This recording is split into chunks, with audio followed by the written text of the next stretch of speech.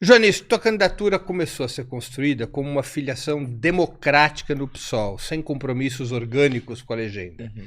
Quando você ainda era dirigente do PCBR, do Partido Isso. Comunista Brasileiro Revolucionário, com o qual rompeu recentemente. O que mudou de lá para cá? Algumas coisas mudaram, outras não, né? Eu continuo num processo de filiação democrática ao PSOL, não sou vinculado a nenhuma das correntes do partido.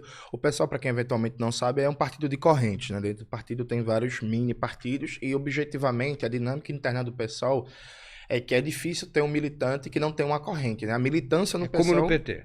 se dá nas correntes. Até tem aquela coisa de campo dos independentes. Mas os independentes conformam uma corrente, né? Não com cara de corrente. Tem isso? Tem isso.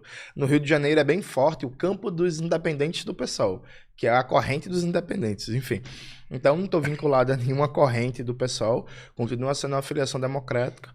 O processo no PCBR foi um processo de discordâncias organizativas e táticas agudas, que levaram, infelizmente, algo que eu não queria, a um processo de rompimento. Mas aí eu, como bom seguidor do marxismo-leninismo que sou, eu segui os ensinamentos do camarada Stalin e foquei agora no objetivo principal. Estou em ano eleitoral, o objetivo tático principal é ganhar a eleição. Após o processo eleitoral, aí eu vou me debruçar em outras tarefas que estão em abertas, que é como é que eu vou me organizar, porque não existe marxista-leninista sem organização, né? Aí isso vai ficar para o pós-processo eleitoral. Quais foram as principais divergências com o PCBR que te levaram a romper com esse partido? Perfeito. Eu acho que tinha uma divergência em relação, primeiro, ao que é hegemonia comunista, um debate teórico sobre o que é hegemonia comunista que se desdobrou em divergências em relação ao Farol Brasil, por exemplo, né? O Farol Brasil é o meu portal de notícias e que a gente trabalha com a concepção de comunicação ampla. É um portal marxista, é um portal que defende a Revolução Brasileira, porque é meu, né? E eu que dou a linha editorial, porém, contudo, todavia, é um portal aberto que entrevista pessoas do PCdoB, do PT, do PDT, do anarquismo, do trotskismo, do maoísmo. Todo tipo de corrente que existe no mundo já foi entrevistado no Farol Brasil, menos o PCO, porque aquilo ali é uma categoria à parte, né? Não dá. E aí muita gente no PCBR via isso como uma espécie de desvio do que deveria ser uma linha de hegemonia proletária, como se a hegemonia proletária fosse só a vinculação da linha partidária. Eu sempre argumentei que isso ia dar uma estreiteza ao canal, tanto do ponto de vista da sua viabilidade financeira, de se sustentar a partir de audiência, de superchats, enfim, o Opera Mundi sabe muito bem como é que funciona isso, como eu não acho que isso seja hegemonia proletária, porque veja, Breno, eu acho que a nossa tarefa não é achar que a revolução vai acontecer quando todo mundo for do meu partido. Né? A revolução vai acontecer quando, nas contradições do capitalismo, a gente conseguir dar uma direção política na perspectiva de ruptura do capital, ainda que a maioria das pessoas que se movam nesse programa político não se autodeclarem, do ponto de vista identitário, por assim dizer, comunistas. Né? Só para pegar um exemplo, na Revolução de 17, a maioria dos camponeses, soldados e operários não eram marxistas, né? Eles foram guiados pelo programa do Partido Bolchevique. E os bolcheviques não fizeram prova de carteirinha de identidade. Ah, você é bolchevique? Se não for bolchevique, eu não quero conversar com você. Então, acho que teve uma primeira divergência sobre comunicação, agitação e propaganda, que é a hegemonia comunista, né? Teve algumas divergências também de tática eleitoral. E aí divergências em relação a uma certa estreiteza, porque uma parte substantiva da Comissão Política Nacional do PCBR partia do pressuposto que a gente não poderia apoiar Glauber Braga, Samuel Bonfim, Fernanda Melchiona e outros nomes que a gente tem uma parceria histórica, tem uma unidade de ação Renato Freitas e por aí vai, porque vão votar no Lula no primeiro turno. E aí achei isso um absurdo.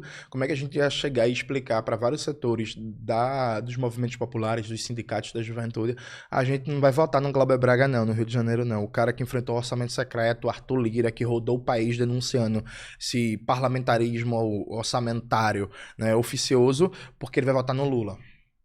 Sabe? Não vamos apoiar o Renato Freitas, não. O cara que vem tocando uma batalha fundamental em Curitiba contra o racismo, contra o governo de extrema-direita neoliberal do Ratinho Júnior, porque o Renato Freitas vai votar no Lula. Eu considero isso uma estreiteza de tática eleitoral e um certo sectarismo também, né? E aliado a isso, eu acho que tinha uma compreensão também muito equivocada de como é que se dá a relação entre o partido e as suas figuras públicas. Eu acho que o PCBR não conseguiu equacionar isso muito bem. Aí isso foi levando a desgastes internos, a problemas gigantescos, problemas inclusive de ordens que saíram da esfera política. Teve dirigentes do partido que fizeram coisas que são objetivamente crimes, né? Como aproveitar e tentar, por exemplo, violar meu sigilo bancário e coisas desse tipo. Então chegou a uma situação pessoal, organizativa, interna muito difícil e teve que ter a ruptura. E aí eu reafirmo, eu lamento, porque não era o que eu queria. Eu fiz tudo que estava ao meu alcance para tentar resolver os conflitos, fazer as mediações. Só que aí, mais uma vez, veja, a esquerda radical, a esquerda revolucionária comunista, ela nos últimos anos ela teve algum nível de crescimento, né? Só que algum nível de crescimento muito mais a nível de propaganda, muito mais de nichos que já estavam mais ou menos predispostos a uma mensagem de esquerda.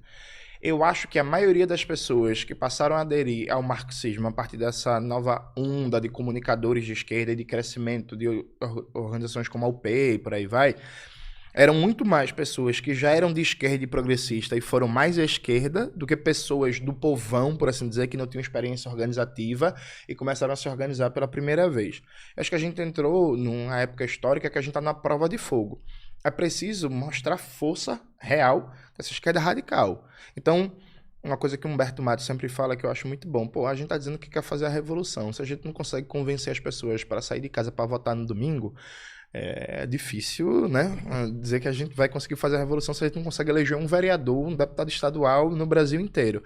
Então eu acho que tem um peso político e simbólico muito importante esse processo eleitoral, porque a gente precisa arrancar vitórias, a gente precisa mostrar que é possível, com um debate marxista, radical, revolucionário, ter vitórias eleitorais que, por definição, para serem vitórias, significam arrastar milhares e milhares de votos, mostrar peso na sociedade para além de setores mais nichados das universidades públicas, de funcionários públicos, de setores com tradição sindical, né?